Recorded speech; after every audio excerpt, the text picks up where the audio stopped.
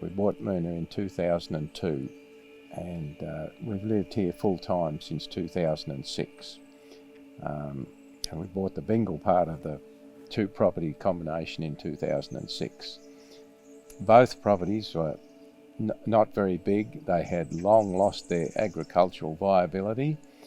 They were neglected, run down, floodwaters have been denied, and all sorts of things like that. Noxious plants and rubbish and stuff everywhere.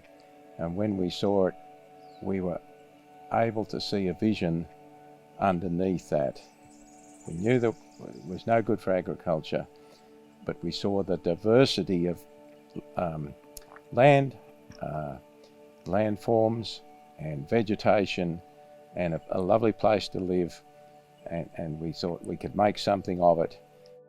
We were just tire kicking. We came up here, we'd been looking at places to retire to and hadn't ever found anything. And we were just one day, Ken was reading in the paper something that equated for the same amount of water and land value as somewhere else.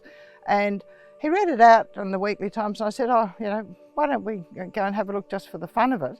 So we weren't even really deadly serious or had any particular plan in mind or anything we wanted. And I looked at the place and all I can tell you is there was just a feeling about it. I can't put it into words. There's something there. Moona is like a quite a diverse property in terms of its vegetation communities. There's sandhill areas which are extending from the Billabong out, and they were pretty much denuded when the hoopers came, and they've put a lot of effort into restoring them. There's river red gum wetlands. There's some areas of grey box woodland. Grey box, the endangered community, but not huge areas of that. And then there's some grassland areas, native grassland. We have spent a lot of time, a lot of money knocking this place into shape.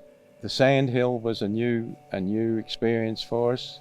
Neither of us had experienced sandhill and the amount of weeds and work that's involved in revegetating sandhills.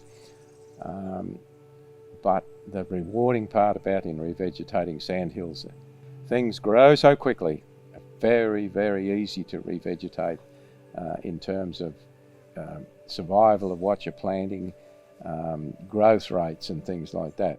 We're in the middle of doing works to supply water to the key wetland areas of our forested area, to keep them alive as near as we can approximate what would have happened before river regulation. Moona is a bit of a shining light in a sea of areas that have been either intensively farmed and had a loss of biodiversity over the last couple of 100 years. It gives you a bit of hope that some of these areas can be restored and can be scaled up. We can never go back 100%, but we have improved this.